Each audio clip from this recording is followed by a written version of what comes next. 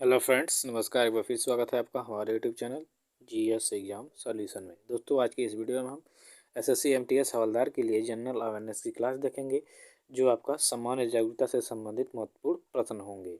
और ये सभी एसएससी जीडी, सीएचएसएल, सीजीएल और जीके के क्वेश्चन आंसर जो हैं सभी क्विज टाइप के होंगे और इम्पोर्टेंट होंगे दोस्तों, क्योंकि मैंने सभी प्रश्न सिलेक्टेड और इम्पोर्टेंट लिए हैं। तो चलिए आज के प्रश्नों को स्टार्ट करेंगे दोस्तों। और डेली आपको 11 बजे क्लास दी जाएगी स्टैटिक जीके की, और सुबह में, और वो रहेगा आपका एसएससी एमटीएस हवलदार के लिए। ठीक है, तो पहला प्रश्न आपके सामने आ चुका है कि राज्यपाल की नियुक्ति कौन करता है। आपके सामने 4 विकल्प दिए हुए हैं। देखिए, मॉक टेस्ट ये जो पहला मैं दे रहा हूँ एसएससी एमटीएस हवलदार के लिए, तो डेली आपको एक एक मॉक टेस्ट मिलेगा जनरल अवेयरनेस का। ठीक है, तो टाइमिंग सेट है दोस्तों, आपको बस तैयारी करने हैं और 25 में 25 जनरल अवेयरनेस की क्लास करके जानी है आपको। ठीक है, तो चलिए, राज्यपाल की जो नियुक्ति है वो राष्ट्रपति के द्वारा की जाती है, तो इसका विकल्प जो होगा ए होगा। आप कमेंट सेक्शन में कमेंट कर सकते हैं दोस्तों। ठीक है, तो राष्ट्रपति इसका राइट आंसर होगा। अगला है, दूसरे नंबर का प्रश्न है, 2.5 दिन का झोपड़ा कहाँ पर स्थित है। अब देखिए, 2.5 दिन का झोपड़ा की अगर जो बात हुआ है, तो सबसे पहले ये जानिए कि 2.5 दिन का झोपड़ा जो है कुतुबुद्दीन ऐबक ने बनवाया था, और ये स्थित है आपके अजमेर में। कहाँ पे? अजमेर। तो यहाँ विकल्प जो होगा बी आपका सही उत्तर हो जाएगा कि 2.5 दिन का झोपड़ा जो है, अढ़ाई या ढाई, ठीक है, अढ़ाई है, 2.5 दिन का झोपड़ा यहाँ पे हो गया। ठीक है, दिल्ली का झोपड़ा जो है अजमेर में स्थित है, 2.5 दिन का झोपड़ा। तीसरे नंबर का प्रश्न दोस्तों, सूरत किस नदी के तट पर स्थित है। अब देखिए, क्वेश्चन यहाँ बहुत इंपॉर्टेंट है सूरत का।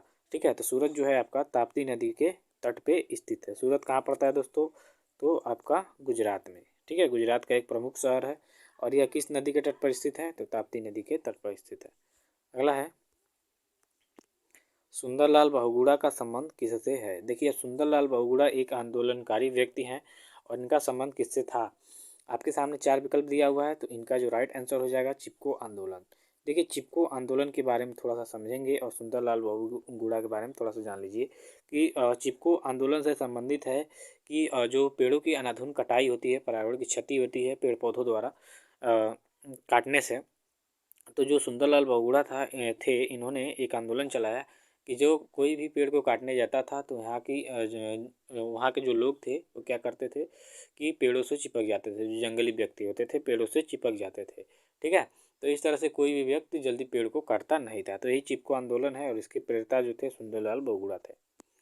नेक्स्ट क्वेश्चन देखेंगे 5वें नंबर का दोस्त, कि 1857 की क्रांति के समय दिल्ली का मुगल शासक कौन था। मोस्ट इंपॉर्टेंट क्वेश्चन है ये, कि 1857 की जो प्रथम क्रांति हुई थी भारत में, उस समय मुगल शासक कौन था। तो देखिए, बहादुर शाह जफर द्वितीय था। ठीक है, बहादुर शाह जफर जो द्वितीय थे, ये क्या थे, तो 1857 क्रांति के जो उस समय मुगल शासक थे। ठीक है, और उसके बाद से ही जब अंग्रेजों ने युद्ध जीत लिया, क्रांति को दबा दिया, तो बहादुर शाह जफर को रंगून में भेज दिया, रंगून।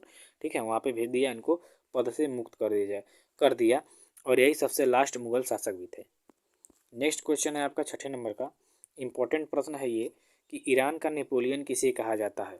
तो मित्रों, ईरान का जो नेपोलियन है वो नादिर शाह को कहा जाता है। किसको कहा जाता है दोस्तों? नादिर शाह को। ठीक है, यही सब क्या किया था, जितने शाहजहाँ ने तख्ते ताउस, मयूर सिंहासन जो भी बनवाया था, वो सब कुछ लूट के ले गया था ईरान। ठीक है, कौन? नादिर शाह। चलिए, अगला है 7वें नंबर का प्रश्न, कि माई लाइफ माई मिशन किसकी बायोग्राफी है। ये देखिए, इम्पोर्टेंट प्रश्न है करंट का। तो स्वामी रामदेव, ठीक है, रामदेव जो आपके वर्तमान में योग गुरु माना जाता है इनको, भारत का, तो इनका ये बायोग्राफी है, माई लाइफ माई मिशन। ठीक है, चलिए नेक्स्ट क्वेश्चन देखेंगे 8वें नंबर का दोस्तों, कि संजय गांधी राष्ट्रीय पार्क कहाँ पर स्थित है। अभी देखिए, अभी मोस्ट इंपॉर्टेंट प्रश्न है ये, कि संजय गांधी राष्ट्रीय पार्क कहाँ पर स्थित है। तो महाराष्ट्र में स्थित है। ठीक, तो महाराष्ट्र इसका क्या हो जाएगा, सही उत्तर हो जाएगा महाराष्ट्र। नेक्स्ट क्वेश्चन देखें 9वें नंबर का, कि जिंदा पीर के नाम से किस मुगल शासक को जाना जाता है।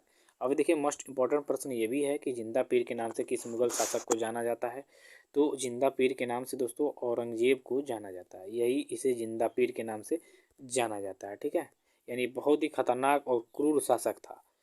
किसका? मुगल वंश का। बहुत ही क्रूर, और धर्म के, इस्लाम के प्रति तो एकदम कट्टर था। तो इसका राइट आंसर औरंगजेब हो जाएगा। ठीक है, 10वें नंबर का है, वस्तु एवं सेवा कर अर्थात जीएसटी लागू करने वाला प्रथम देश कौन था। यहाँ बात करें जीएसटी यानी गुड्स सर्विस टैक्स। ठीक है, तो जीएसटी भारत में भी लागू हुआ था 2017 में, लेकिन इससे पहले भी प्रथम विश्व कौन था जो जीएसटी लागू किया था? तो फ्रांस। क्या था? फ्रांस। तो विकल्प यहाँ आपका बी हो जाएगा, फ्रांस। कि वस्तु एवं सेवा कर था जीएसटी लागू करने वाला प्रथम देश फ्रांस था। अगला है 11 नंबर का कि भारतीय राष्ट्रीय कांग्रेस की स्थापना कब हुई थी?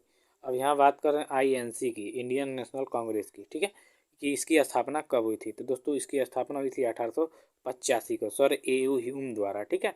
तो यहाँ आपका 1885 क्या हो जाएगा? राइट आंसर हो जाएगा मित्रों। नेक्स्ट क्वेश्चन देखेंगे 12 नंबर का कि सूर्य के प्रकाश से हमें कौन सा विटामिन प्राप्त होता है? अब यहाँ देखिए विटामिन की बात कर रहे हैं सूर्य के प्रकाश से, तो सूर्य के प्रकाश से जो हमें विटामिन प्राप्त होता है उसका नाम है विटामिन डी, ठीक है। तो ये आपका हो जाएगा राइट आंसर विकल्प डी कि जो आपका सूर्य से हम जो प्रकाश ग्रहण करते हैं उसमें हमें विटामिन डी की क्या होती है? पूर्ति होती है, ठीक है। चलिए 13 नंबर का क्वेश्चन देखेंगे मित्रों कि अंगूर में कौन सा अम्ल पाया जाता है? देखिए जो हम अंगूर अर्थात फल खाते हैं अंगूर वाला, उसमें अम्ल की बात पूछ रहा है। तो देखिए अंगूर में जो होता है टार्टरिक अम्ल होता है। कौन सा? टार्टरिक अम्ल। तो यहाँ जो अम्ल होगा अंगूर में वो हो जाएगा टार्टरिक अम्ल, कि अंगूर में टार्टरिक अम्ल पाया जाता है। 14वें नंबर का प्रश्न है सतपुड़ा राष्ट्रीय उद्यान कहाँ पर स्थित है? अब सबसे पहले जानेंगे सतपुड़ा की पहाड़ी जो है मध्य प्रदेश में स्थित है, तो जाहिर सी बात है सतपुड़ा राष्ट्रीय उद्यान आपका मध्य प्रदेश में स्थित होगा। तो विकल्प बी जो होगा ये आपका सही उत्तर हो जाएगा कि सतपुड़ा राष्ट्रीय उद्यान आपका मध्य प्रदेश में स्थित है। नेक्स्ट देखेंगे 15 नंबर का दोस्तों कि भारत में कॉफ़ी का सर्वाधिक उत्पादक राज्य कौन है? तो भारत में सर्वाधिक कॉफ़ी का उत्पादक राज्य आपका कर्नाटक है। तो यहाँ विकल्प जो आपका सी होगा यही क्या हो जाएगा? सही उत्तर हो जाएगा। चलिए 16 नंबर का प्रश्न है कि रुपए का सर्वप्रथम अवमूल्यन कब हुआ था? तो यहाँ बात कर रहे हैं अवमूल्यन का, ठीक है। और ये बहुत ही इंपॉर्टेंट प्रश्न है मित्रों, ठीक, कि रुपए का सर्वप्रथम अवमूल्यन कब हुआ था? तो इसका जो राइट आंसर होगा 20 सितंबर 1949 को सर्वप्रथम रुपए का अवमूल्यन हुआ था। तो यहाँ भी विकल्प जो आपका डी होगा यही क्या हो जाएगा? सही उत्तर हो जाएगा। चलिए 17 नंबर का प्रश्न देखेंगे कि नोबेल पुरस्कार से सम्मानित प्रथम नागरिक कौन थे? तो नोबेल पुरस्कार से अगर जो देखा जाए कि इससे सम्मानित होने वाले प्रथम व्यक्ति कौन थे, तो रविंद्रनाथ टैगोर थे, ठीक है। इनको गीतांजलि इनकी जो कृति थी, यानी भारत को सबसे पहले नोबेल पुरस्कार जो है साहित्य के क्षेत्र में मिला है, इतना याद रखिएगा, साहित्य के क्षेत्र में 1913 या 14 में इनको मिला था, ठीक है। थोड़ा सा डेट कन्फ्यूजन है लेकिन 1913 या 14 में ही इनको मिला था, या तो 13 को मिला होगा 1900 या 1914 को, थोड़ा सा, ठीक है। तो इनको साहित्य में सबसे पहले भारत को नोबेल पुरस्कार मिला, और मिला किसको? रविन्द्रनाथ टैगोर को। क्यों मिला? तो इनकी एक कृति थी गीतांजलि, उसी पे इनको क्या मिला? साहित्य का नोबेल पुरस्कार मिला था, ठीक है। नेक्स्ट क्वेश्चन देखेंगे दोस्तों 18 नंबर का कि लाल रुधिर कणिकाएँ यानी आरबीसी जो होती हैं ये कहाँ से उत्पन्न होती हैं? अब देखिए ये भी मोस्ट इम्पोर्टेंट क्वेश्चन है। तो आरबीसी जो है इसका निर्माण होता है आपके अस्थि मज्जा में। कहाँ पे? अस्थि जो मज्जा है, यानी विकल्प बी आपका इसका सही उत्तर हो जाएगा। अस्थि मज्जा में जो आरबीसी होती है इसकी क्या होती है? उत्पत्ति होती है। चलिए 19 नंबर का प्रश्न देख लेंगे कि मोहिनीअट्टम किस राज्य का प्रसिद्ध शास्त्रीय नृत्य है? अब देखिए ये भी इंपॉर्टेंट प्रश्न आपके सामने आ चुका है, तो ये आपका केरल हो जाएगा। इसका राइट आंसर क्या हो जाएगा? केरल, विकल्प सी, कि जो केरल राज्य है यहाँ का मोहिनीअट्टम शास्त्रीय नृत्य है। अब 20 नंबर का प्रश्न क्या कह रहा है मित्रों? अब 20 नंबर के प्रश्न पे एक बार देखेंगे ध्यान से। तो 20वें नंबर का प्रश्न है कि भारत का सबसे बड़ा नमक उत्पादक जो राज्य है वो कौन सा है? यह नमक उत्पादन की बात हो रही है, यानी सबसे ज़्यादा नमक कौन सा राज्य भारत का उत्पादित करता है? तो यहाँ का राज्य जो है गुजरात, ठीक है। गुजरात जो है सर्वाधिक नमक उत्पादन करने वाला राज्य है। तो विकल्प यहाँ आपका होगा सी, ये आपका सही उत्तर हो जाएगा कि भारत का सबसे बड़ा नमक उत्पादक राज्य कौन है दोस्तों? गुजरात। चलिए 21 नंबर का प्रश्न देखेंगे, ये भी इंपॉर्टेंट है, देखिएगा ध्यान से। लिंगराज मंदिर किस शहर में स्थित है? तो देखिए लिंगराज जो मंदिर है ये आपके भुवनेश्वर में स्थित है। अब लिंगराज मंदिर से संबंध समझ गए होंगे कि यह भोलेनाथ को समर्पित मंदिर होगा, ठीक है। तो भुवनेश्वर जो है आपके उड़ीसा की राजधानी है, तो यह उड़ीसा आपका सही उत्तर हो जाएगा। तो यहाँ विकल्प आपका हो जाएगा ए। 22 नंबर के प्रश्न को देखेंगे कि 1905 में बंगाल विभाजन किस वायसराय ने किया था? अब देखिए बंगाल विभाजन ये भी बहुत इंपॉर्टेंट प्रश्न है, क्योंकि ये बहुत सारे एग्जाम में पूछ चुका है। तो देखिए लॉर्ड जो कर्जन था, लॉर्ड कर्जन, ठीक है, इसने क्या किया था कि 1905 में भारत और बंगाल का विभाजन किया था, ठीक है। भारत से बंगाल का विभाजन किया था, ठीक है, यहाँ तोड़ने के लिए लोगों को। तो 1905 में हुआ था। एक पहला प्रश्न हो गया कि बंगाल विभाजन कब हुआ था, तो 1905 में किसने किया था, तो लॉर्ड कर्जन ने। तो विकल्प यहाँ भी आपका सही उत्तर हो जाएगा मित्रों। 23 नंबर का प्रश्न देखेंगे कि दिल्ली के, देखिए करंट से क्वेश्चन, दिल्ली के मुगल गार्डन का नाम बदलकर क्या कर दिया गया है। अभी हाल ही में दिल्ली के राष्ट्रपति भवन में जो मुगल गार्डन था उसका नाम बदला गया है।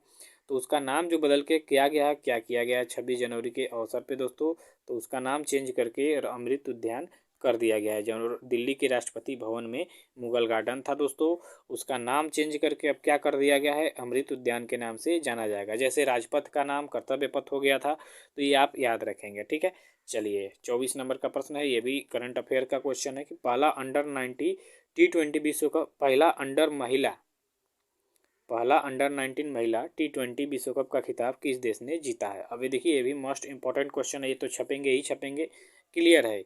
तो ये आपके भारत ने जीता है। भारत की जो महिला की अंडर 19 की टीम थी, इसने भारत का पहला T20 महिला विश्व कप का खिताब जीत लिया है। तो चलिए इसका विकल्प आपका डी हो जाएगा मित्रों। नेक्स्ट क्वेश्चन आपके 25 नंबर का, किस देश ने बेल्जियम को हराकर HIF पुरुष हॉकी विश्व कप जीता है। ये भी मोस्ट इंपॉर्टेंट प्रश्न है, एकदम छपेगा ही छपेगा। तो जर्मनी देश ने बेल्जियम को हरा के पेनाल्टी शूटआउट में क्या किया कि पुरुष हॉकी विश्व कप जो उड़ीसा में आयोजित थी, ठीक है, उड़ीसा में हुई है, ये भी आप जान लीजिएगा कि उड़ीसा में आयोजित हुई थी।